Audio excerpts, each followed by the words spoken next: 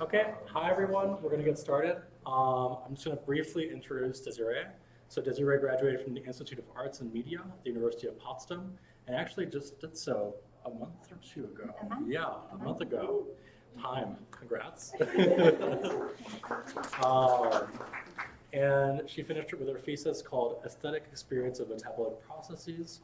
And taking on the perspective of process philosophy and media aesthetics, she's investigating the impacts of liminal experiences on human subjectivity. Actually, later this year, she'll be starting a postdoc at the University of Chicago in the Department of Cinema and Media Studies. So people that are interested in talking to Desiree more that live in Chicago, well, she'll be around for a while. And I'm very excited about that. Thank you. So without further ado, Desiree, thank you very much. Thank you.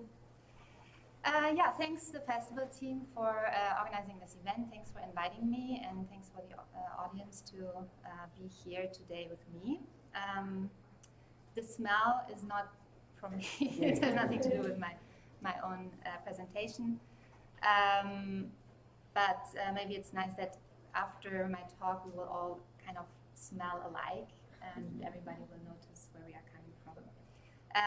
So yeah, as Jazz mentioned, I just finished my PhD in media studies at the University of Potsdam. And I had in my PhD the focus on atmospheres and environmental media. And I will start a postdoc here. So in July, I will start, and I would be very happy if people would approach me that have ideas or questions for collaboration, etc.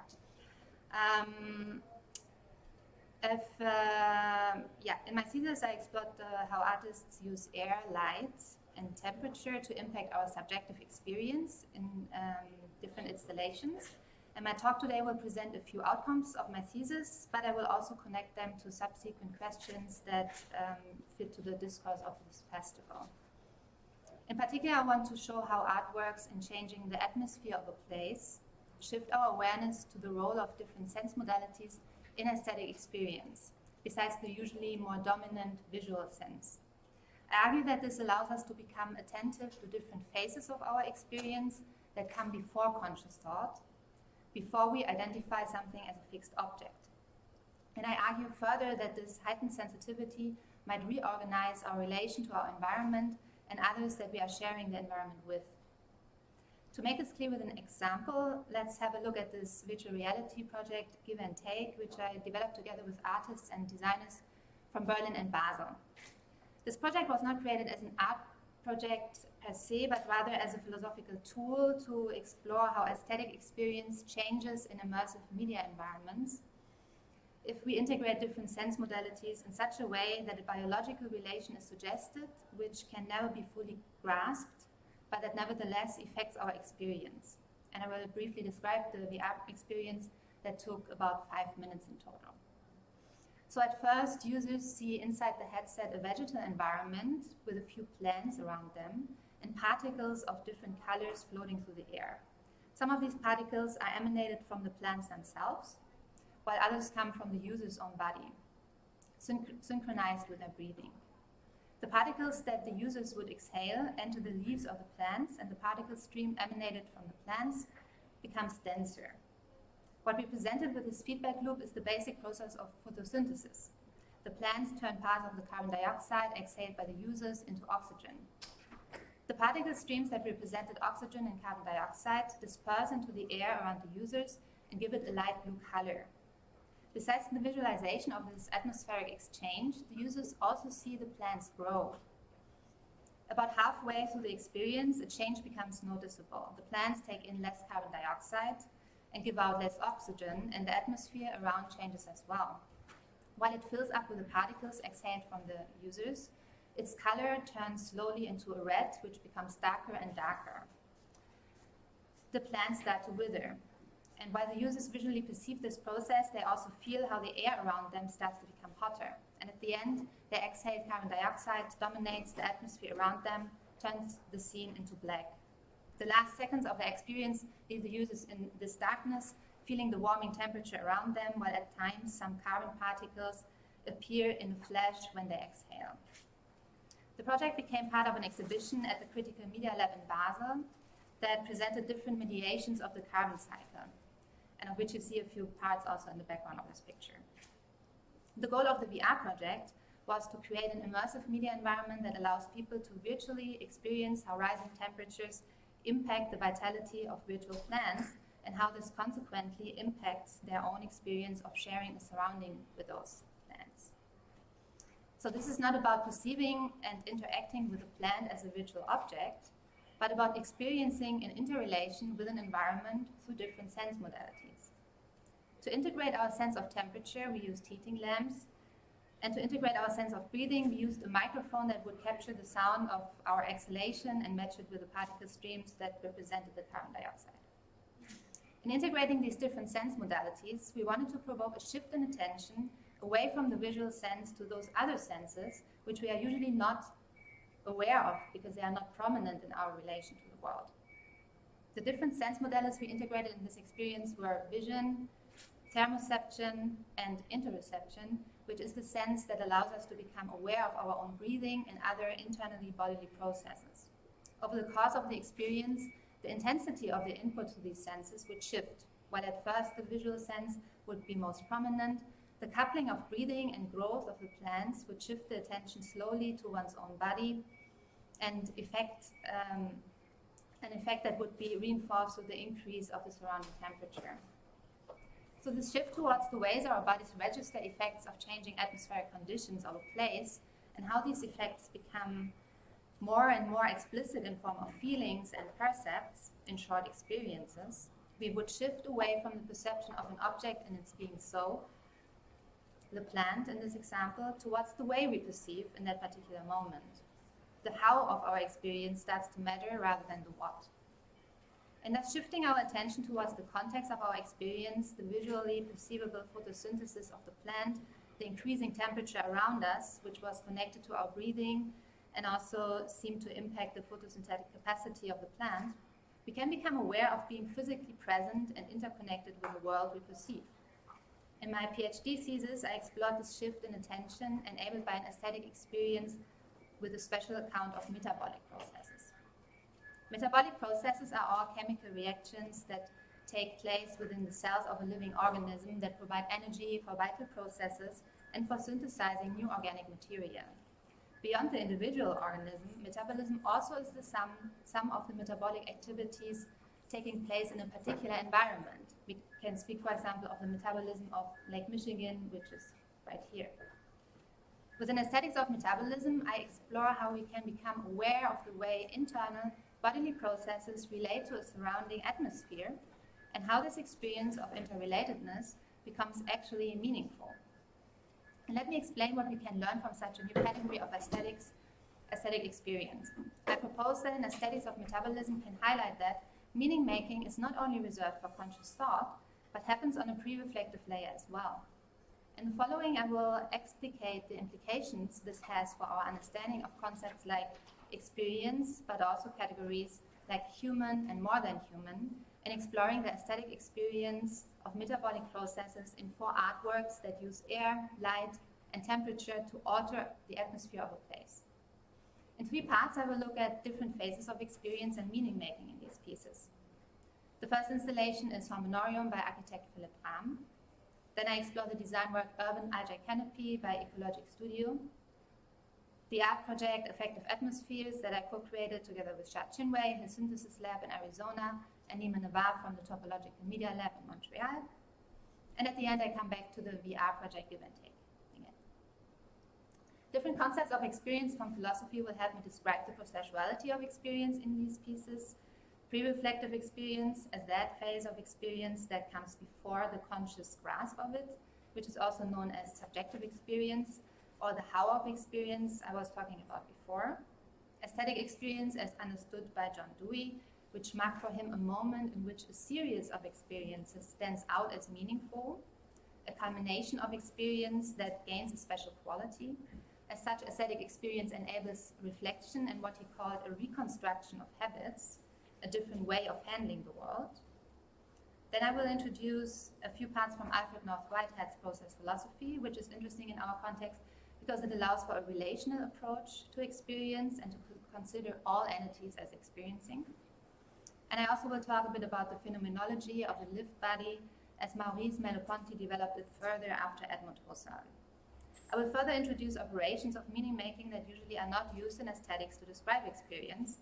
Interoception, stigmagy, and imagination will help me to describe how the aesthetic experience of metabolic processes enables to become attentive to ways of meaning-making that we are usually not aware of. So let's jump to the artworks themselves. Let's have first a look at Philipp Rahm's Harmonium. Here I focus on the way metabolic processes internal to our bodies can be sensed as they produce certain feelings and moods. The piece seemed to be a simple white and empty space, but its invisible atmospheric condition was manipulated in such a way that the visitors would experience first signs of altitude sickness after just a few minutes, as if they would have been transferred to an alpine region. As a consequence of low oxygen levels, cool temperatures, and bright daylight lamps, the bodies of the visitors would produce and suppress certain hormones that would make them possibly more awake or even feel nervous. And this is what I call an aesthetic of metabolism, because it is through these biochemical processes that we have an aesthetic experience in the piece.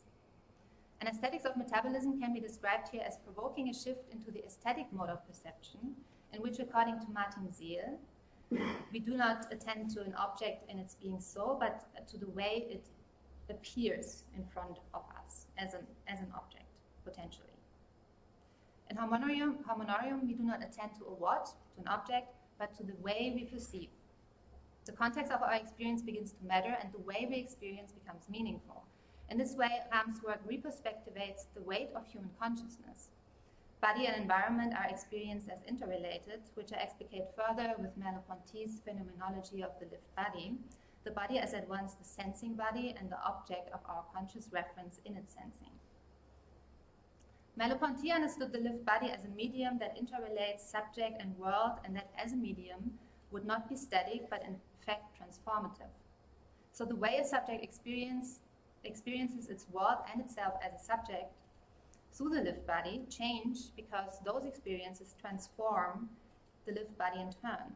As a structuring force, the lived body is directed to the world in what Merleau-Ponty called operative attention.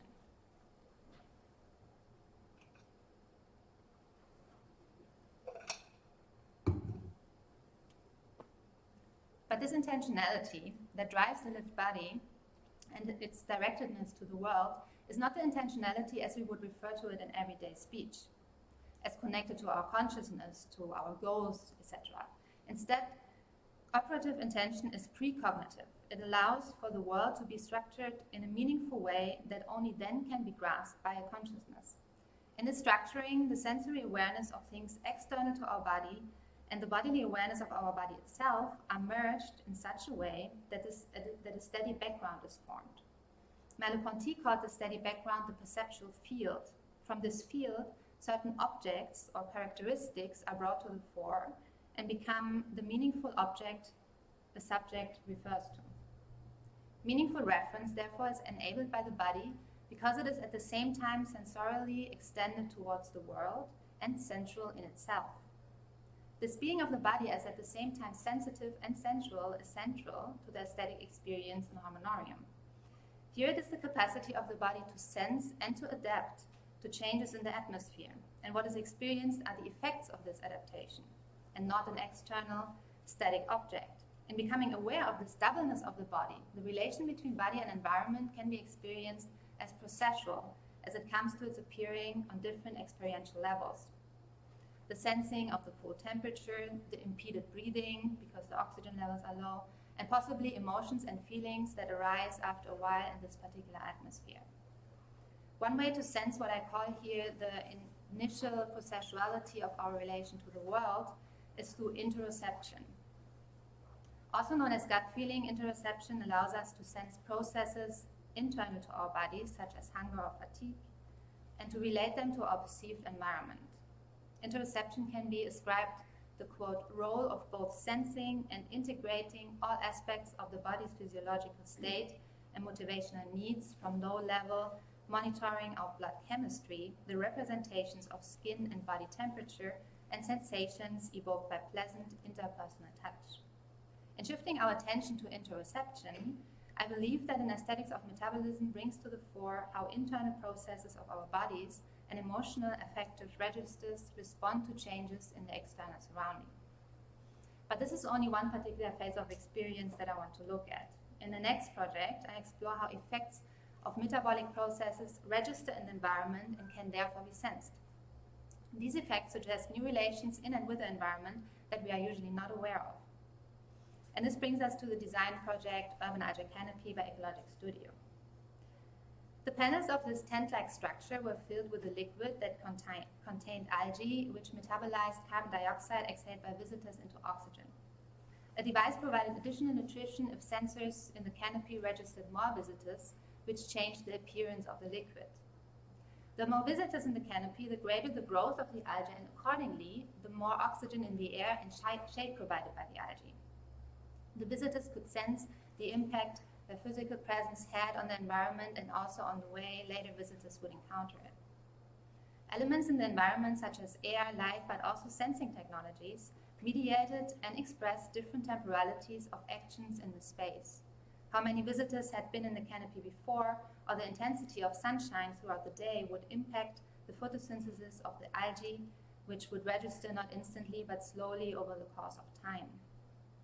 The subject would thereby be connected with its surrounding beyond the present or subject-related perception of time. Processes and interdependencies were brought to the foreground and that had happened in the past, but that mattered in the future. Events on temporal and spatial scales, usually not accessible for us, were such transferred into the lived experience of humans. Thereby, I propose a metabolic aesthetics reveals here interrelations with other organisms that do not come to full appearance and cannot be objectified, but can be understood as experiencing nevertheless. To flesh this out, I turn to Whitehead's process philosophy. He understood experience as happening in phases of which consciousness arises at a later stage. Thus, all entities are considered as experiencing, but not all experience consciously. Central for what enters these phases of experience are intensities. For Whitehead, feelings created in the pre-reflective phase of experience must be combined with a capacity to relate cause and effect in order to form, for example, a distinct object in perception. A central term in Whitehead's philosophy that explains this process is prehension. It can be defined as a, quote, primitive form of apprehension meant to indicate a taking into account of or feeling devoid of conscious awareness. Prehension for Whitehead is the way in which something, an entity, occasion, or a pattern is felt by a apprehending entity as compatible. This feeling of compatibility creates for Whitehead a witness with the world that allows me, in the context of my research, to regard a sharing of a world that is, in my example, the world constructed by the media apparatus that the canopy is, from a metabolic perspective. What creates the bond between the visitors of the canopy and the visitors and the algae, and what can be sensed in its effects on the sensual apparatus of the human and the sensitive environment alike, is the sharing of metabolic pathways. Carbon dioxide exhaled by visitors and transformed by the algae into oxygen is the energetic fuel for the ecological continuum of the media apparatus. This air is really dry here to speak about atmosphere.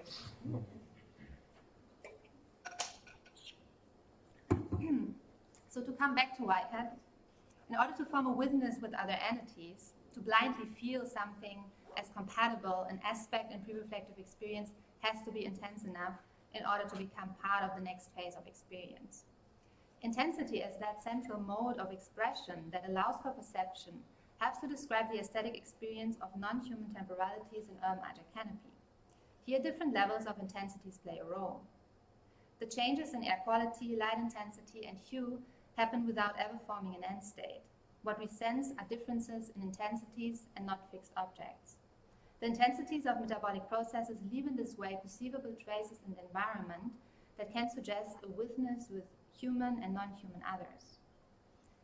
In this piece, unlike in Hormonarium, we do not become sensitive for processes internal to our bodies, but how our experience relates to others, to algae and other humans. And I want to stay with this question of the other for a moment, and how the ways of relating to others can become meaningful in experience.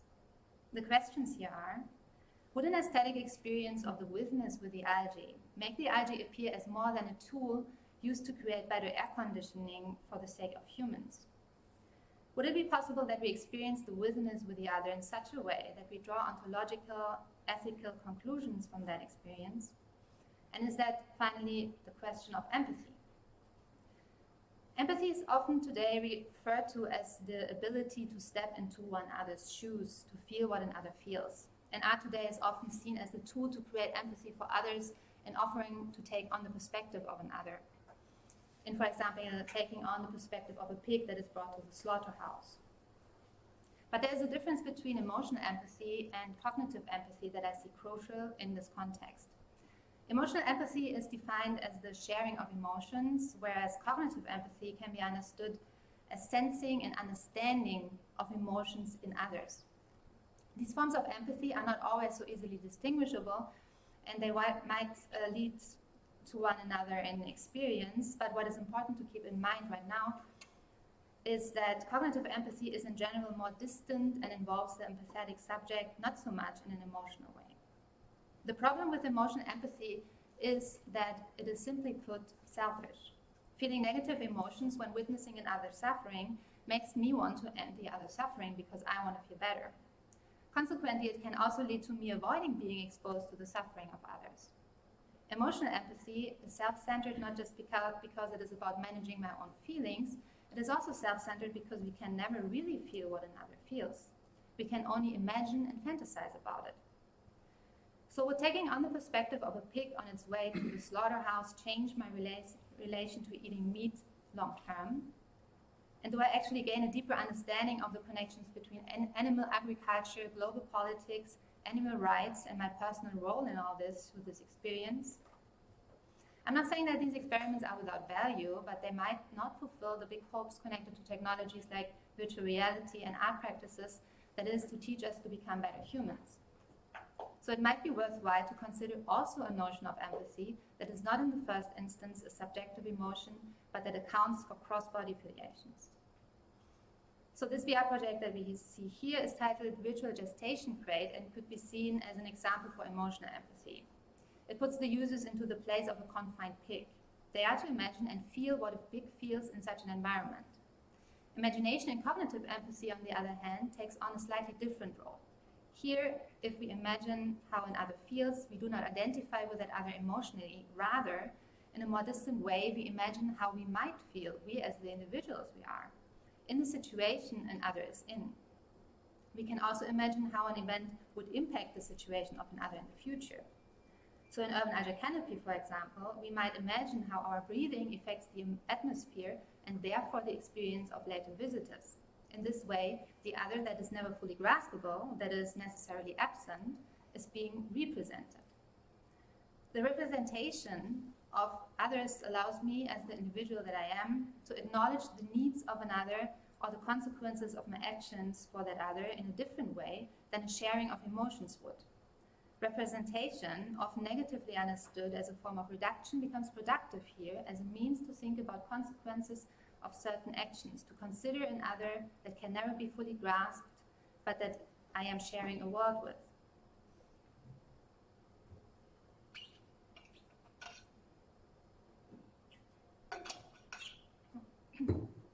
And this is what Hannah Arendt describes with her political philosophy of natality. Natality, originally from Latin natalis, as in pertaining to one's birth, is conceptualized by Arendt as the birth into a world that is always shared, always co-constructed with others. A birth into the realm of action, of potentiality. Arendt understood the human in this way as being an original event, as bound to the world that we share with others through an initial love for that world, amor mundi. To allow for that world of beginnings to maintain, one has to step away from self-centered actions and gain the capacity to imagine positions that are not mine. The more positions of others I am able to imagine, the more informed my judgments would be, the more informed my actions. By seeing this as a fundamental for acting in the sense of amor mundi, for the love of the world, Arendt pointed out the importance of non-participation as one phase of experience. Only if we are able to step back, to imagine positions of others and to take those into account, can we act in the world driven by our love for the world. Aesthetic experience, if enabled by an artwork or as being had in an everyday environment alike, can help us to imagine the experience of others. Arendt was talking about others as human others. Likewise, I said before that in Urban Agile Canopy we can imagine the experience of other humans based on our own experience of the canopy. But what about the algae? Can we perceive and understand the impact our actions have on this non-human other that the algae is? In going back to Whitehead, we can presume the experience of non-human others without subordinating them to our own human perspective. As mentioned before, for Whitehead, all entities are experiencing: humans, animals, plants, even stones. But can we also represent and make available to our imagination the experience of non-human others without objectifying them? How would that look like? One way is in becoming aware of the effects that the experience of others leave in the environment and in our own bodies. The metabolic processes of the algae in Urban Agile Canopy, for example, leave perceivable traces in the canopy. Changes in color and hue, the density of the algae, and the air quality can be sensed. How a sensitivity to such traces can lead to the recognition of a relation behind those traces and to a felt and imagined witness with a non-human other can be further explored with the concept of stigmergy. Stigmergy is a way to describe communication in large insect colonies. Ants, for example, respond locally to traces left by other ants without awareness of the larger context. Simply put, one could say that each individual of the colony cares for the whole of the colony without being aware of it as such. And I use terms like sharing and awareness in this context, of course, provisionary. Eta ants, for example, live in a mutualistic relationship with the fungus, and if they sense oxygen levels that are too low for the fungus itself, they begin to improve air ventilation and, for example, enlarging the entrance to the nests. So Eta ants thus understand levels of oxygen that are dangerous for the fungus, but not for themselves yet, as a signal to act upon, so that the ants can benefit long-term from the well-being of the fungus. But can we imagine inhabitants of environments like the canopy similar to an ant to not only sense traces of metabolic processes, but to also perform actions in response that are beneficial for the shared environment and therefore for the algae as well? The central question here is, how could the algae as a radical other become meaningful to us as experiencing and not just appear as a mere tool? With Vinciane Desprez, I argue that we have to raise a question of potential becoming from the point of view of the other in order to start caring for that other. What do we have to offer to the algae in order to flourish together, to enact the means of potential in the sense of amor mundi, to increase the likelihood of sustaining a common world of potentiality that goes beyond our own immediate interests, and in this way also beyond our subjective experience? The question I want to address now in the following is if an aesthetics of metabolism can help us to relate to events on scales that move actually beyond our subjective experience. And this brings me to the project Affective Atmospheres. After considering the increase of sensitivity for internal bodily processes to a surrounding atmosphere and the sensitivity towards traces in our environment that suggest a bodily witness with others, I want to now look at how we experience the effects of metabolic processes on the ways we reimagine and interact with atmospheric phenomena. So in two workshops that were hosted by the Arizona State University and the Concordia University in Montreal, we built two prototypes and invited people from the university to come by and interact with the clouds. In Montreal, we also installed the piece as part of a Leonardo laser event, which drew a larger audience with diverse backgrounds. Both prototypes consist of an aquarium with atomizers that turned water into gas and finally clouds. We used fans to impact the cloud movements into tornadoes, for example, and heating plates to improve the way the vapor would form. In expanding my research methods in this way and developing also my own aesthetic practice, I wanted to explore how engagements with the processual medium can become meaningful if there's no script that would guide the interactions. The goal was to stimulate our imagination through sensuous experience and to see if that impacts our intentional behavior as well. That said, the project is an ongoing exploration and not a strict scientific experiment. As experimental environments, the pieces function for me rather as a philosophical tool in order to think differently. To prove my following assumptions, an experimental setup would be necessary. So the lab spaces were open for people to visit and observe, as well as play with the clouds. While they could watch the phase shifts in the material and the impacts of the climatic conditioning on the clouds, they would also sense the airflow and temperature shifts with their own body. The boundary between the clouds and the lived body was thus shifted. They shared the same atmospheric milieu with the clouds, which led, I propose, to new ways of engaging with them. For example, hand movements and gestures that change the movements and the formations of the clouds often seem to mimic the impact that the airflow had on the material.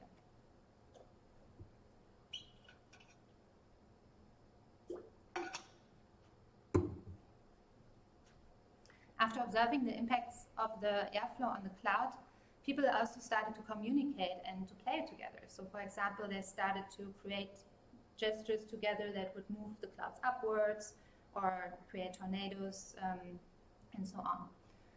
In sum, I want to suggest that in sharing the atmospheric milieu with the clouds, we learn to evoke new cloud formations with our own bodies and developing gestures that would mimic the effects of wind and temperature. The impact of airflow or pressure became thus a signal for a potential relationship. And this anticipation of a potential relation connects to Dewey's understanding of imagination as one part of experience. For Dewey, experience contained of three phases which structure the relation between the experiencing subject and its environment dynamically. And these three phases are imagination, observation, and reflection. Imagination, then, is the creative force of meaning-making. It is here that we come to acknowledge possible consequences of our actions. Imagination, in other words, quote, signifies the capacity to concretely perceive what is before us in light of what could be, and can bring to light undisclosed possibilities inherent in the situation at hand, unquote. Thus, imagination becomes a foundational source for moral actions. I propose that in effective atmospheres, we exercise those different phases of experience as they led from unconscious play with the clouds to observations and imaginative form-seeking gestures, and finally to intentional anticipating actions that would mimic the impacts of airflow and temperature changes on the clouds. So let me briefly summarize my concept of an aesthetics of metabolism before we go further to the implications of such an aesthetic category for reimagining our relation to the environment. What I propose is a relational approach towards aesthetics that allows us to describe the experience of processes. An aesthetics of metabolism enables a reflection on a certain orientation to the world, a perspective that is open to affective processes that usually form the background of our experience. I propose to understand this orientation as a practice of reimagining our relation to the world based on a foundational interrelatedness through shared metabolic pathways.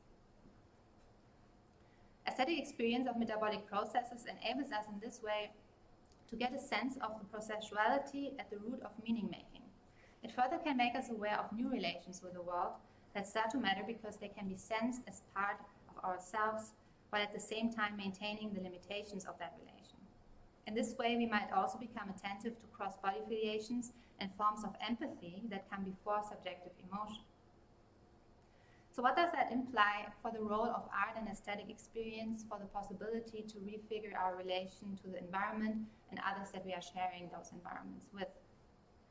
Aesthetic experience, and especially the role of imagination as part of aesthetic experience, have been shown to open up a space of non-participation in an event, which allows us to get a new perspective on a given situation, to reevaluate our role in it, to represent the perspectives of others, and to finally consider the impact my acting has in a certain situation on those others.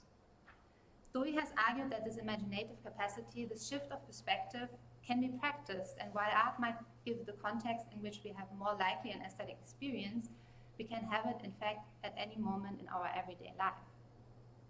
And to speak with Aaron again, what would have to be practiced in order to remain this potential of being that comes with natality is to take on perspectives that move beyond my immediate self-interest and to represent the perspectives of others.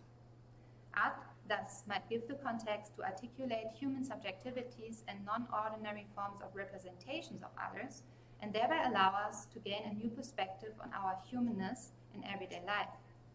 In my own aesthetic practice, I explore such articulations of self and other that do not necessarily put the human at the center of activity.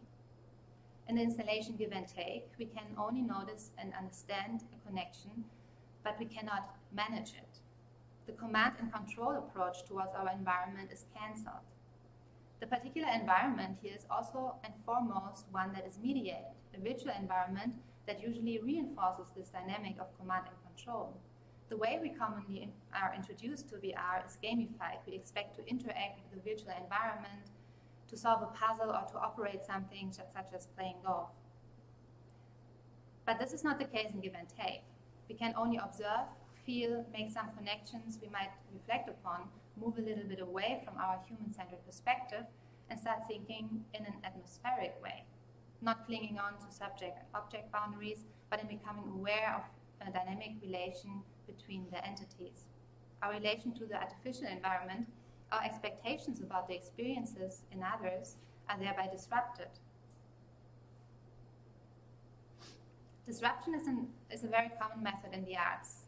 In disrupting our common ways of seeing and acting, we can become aware that what we are facing is non-ordinary.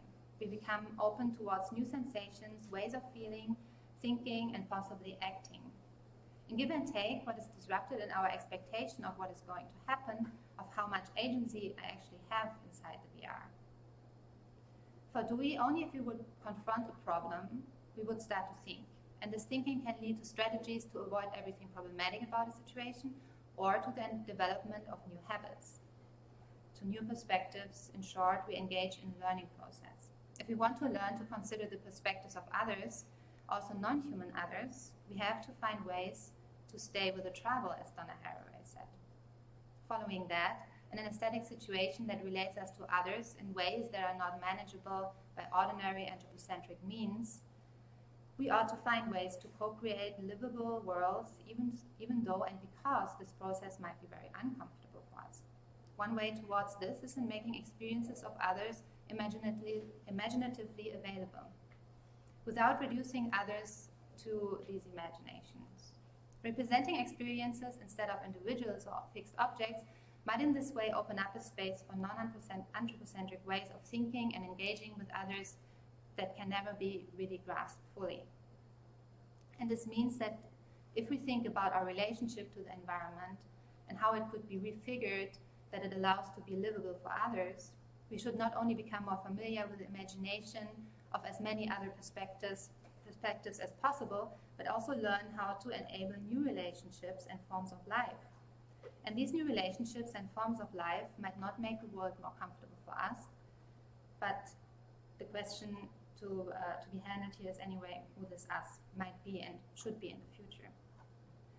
To end with Hannah Arendt, key to this is in the first place to commit to natality, to the potentiality of being, and to learn to step away from our own immediate self-interests. To commit to amor mundi, to the love of the world and its potentiality, means to commit to making this world livable for as many others as possible, which in turn should create a fundamental curiosity of the experiences of those others enabled by amor mundi.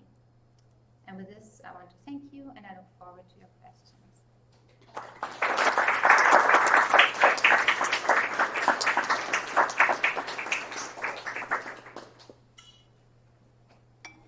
And maybe we can even open the doors a little bit, if that helps.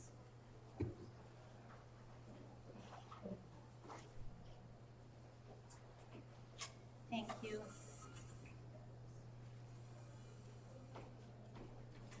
Yeah. I have a question. So, very cool talk. Thank you very much. Thank you. So, with the two art pieces, the Give and Take was inherently some of the passive experience, whereas the one with the cult was inherently active.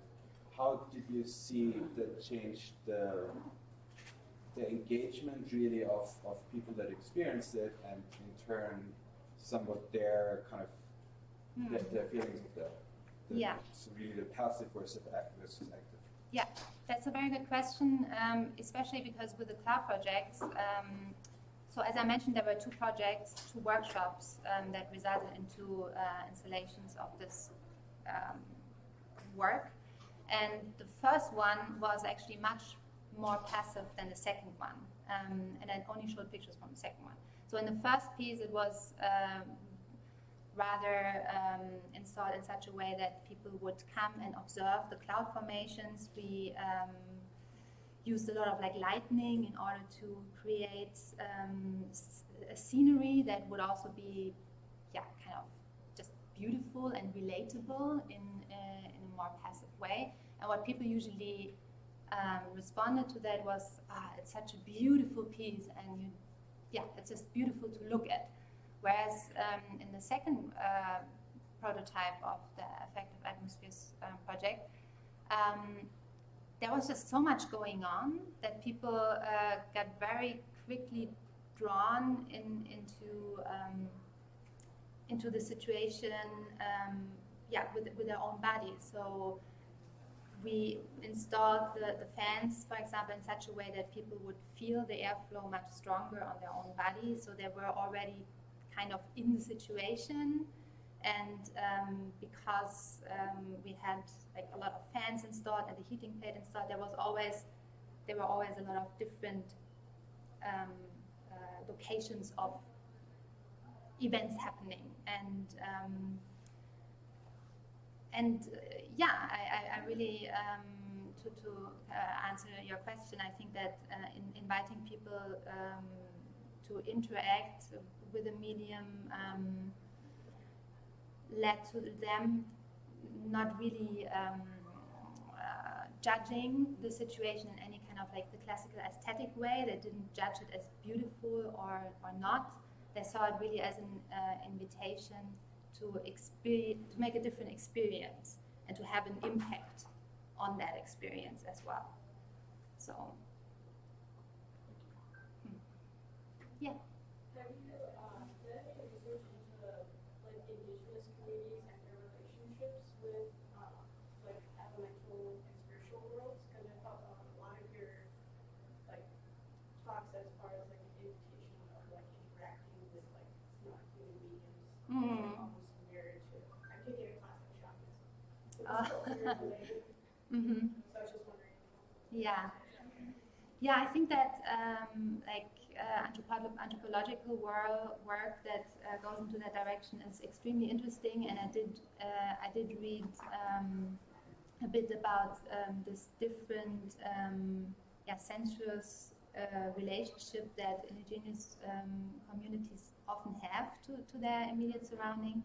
So this is definitely an inspiration, but has not been very strong in the development of my thesis itself. But in the future, I hope to look more into this. Maybe you can tell me a little bit about your practices as a shaman. Very interesting. Mm-hmm. Yeah. Since you're starting as a postdoc, do you have any idea how you'll further explore this question? Yeah, there are a few things that I'm very interested in exploring during the next 2 years. One is to stay with this topic, or the medium of atmospheres. I'm really interested in how we can actually learn to become attentive to an existing atmosphere, because I think that oftentimes we are so used to be in conditioned environments that we are not really sensitive for the ways they impact us, our bodies. So I'm interested in exploring how we can shift our attention towards that and become more attentive to existing atmospheres. But I'm also very interested in working with this notion of empathy as not so much of this how can we take on the perspective of another, but how can we create these spaces of non-participation that make us actually pause and rethink the situation. So these are the questions that I'm interested in, or the topics, but I'm very open for any kind of ideas how to approach that actually. But it's probably going to be again in like an artistic or design context also. Yeah. Might be a silly question, but have you considered like the impact of hallucinogens and such work? That's not a silly question at all. I had a lot of, I talked a lot with other people about that I think actually wanted to find out if that is how I started out. But there's, of course, I mean, if you think about non-ordinary experience, this is, of course, one source that is very interesting in that regard. I am personally more interested in the capacities of our own body of actually producing certain hormones or hormones probably, or other agencies inside of our body that provide us with the experience of something non-ordinary happening. But yeah, that's definitely related. Yeah.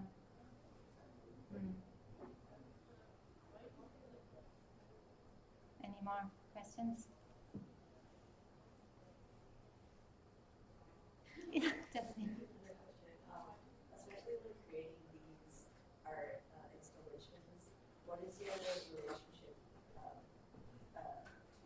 like connecting the theory that you've been talking about with the artists and the designers that you're with? Yeah, that's a very, very good question that I'm also still trying to figure out how to deal with this best. Because what we yesterday heard in the other keynote, which was very true, is that we all have our own education in a way. And I personally experienced this process of interdisciplinary work as extremely productive for the way how I understand the philosophical contexts and concepts that I'm using, and how I actually write about that, like what kind of words actually or terms are practical in a context that tries to apply these thoughts also. And I think it's always, I think what is most important in an interdisciplinary work that everybody is aware of the capacities that we bring to such a project. So phases of co-production and exchange have to be have to also lead again to phases in the project where I, for example, would just sit, think, write, read, to then again confront the outcomes of these thinking processes with my artist friends. So yeah, I think it's a process that has to be figured out within the team and at best also monitored well by somebody else that is completely outside of the project. Yeah, that's I think what worked best for me in the past. Not always, but yeah, know your limits, kind of, and stick to your means. I have a question. Yeah. So you mentioned a really interesting topic about like emotional empathy and also cognitive empathy. So how can you differentiate when you try to do empathy to others, and like how to avoid being just like self-centered, just share emotion and try to turn it that way? Yeah, so first of all, I think both forms of empathy have their right to be, right? I think it's very important for us to be able to share an emotion with somebody else, which would be the emotional empathy. Cognitive empathy, on the other hand, can be understood as a way where you perceive that and understand that somebody else might be suffering or happy, etc., but you don't have to immediately share this emotion, which can be very helpful. For example, if you would see somebody else being hurt on the street, if you would be so filled up with this emotion of pain that you are unable to help that person and to think logically about the next important steps to do, then yeah, nobody that doesn't help anybody in the situation. So it's this moment of understanding what is happening right now and what the adequate response to that might be. And I think this is something that we just also have to practice all the time, right? And not. I mean, it's wonderful, and I think it's very important that we identify with others. But if we have this first impulse of always being like, oh, I know exactly how you feel. Maybe you don't, and maybe that's actually a good thing. That's, I guess, what I would say. Yeah. I was wondering if a shift in attention, where it seems to be enough to break one out of their like biologic or metabolic condition to So I don't think that the shift in attention can really change the metabolic processes of our body. What I do think is that if we become a little bit more sensitive towards the ways metabolic processes of our own body, like the way how we get energy from our surrounding and how we actually impact our surrounding back, in just being alive, how such a sensitivity for this interconnectedness can lead to a shift in our attention. And make us maybe become a little bit more aware of these effects. Like, for example, becoming a bit more aware how the air in this room impacts the way we think and feel. And then we might also come to the conclusion that giving a keynote in a closed room that has no air conditioning is not the best idea. Maybe. But did that answer the question? Yeah. Okay. Yeah. I would just say that like it kind of, I forget who wrote about it, but it kind of reminds me of like those terms about like disposition and affordances, where you're saying like disposition, like you're creating like the situation for like an event to occur with like all of the environmental affordances or like things that you have happen in the room. Mm. I don't know, like that kind of moment. And I guess my other question would be like, has there ever been? I completely understand like why it would be so easier to monitor like how experiments like this affect human relations. But when you were talking about the ant and the fungus, like are there art projects or kind of environmental projects that look at like non-human interactions and the creation of empathy between non-human groups as well, or is it mostly like human centered? Yeah.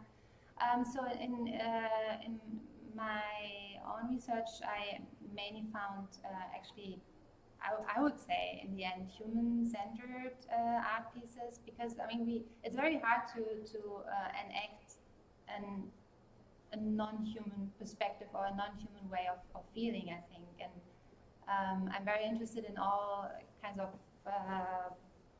ways, both artistically or theoretically, in trying to get there. Like, how can we actually think more non-anthropocentrically? I mean, I've seen a lot of new media art pieces that try to visualize a reality that is usually not graspable by humans. To, for example, visualize parts of our surrounding that would only be seen usually from an insect or other things like that.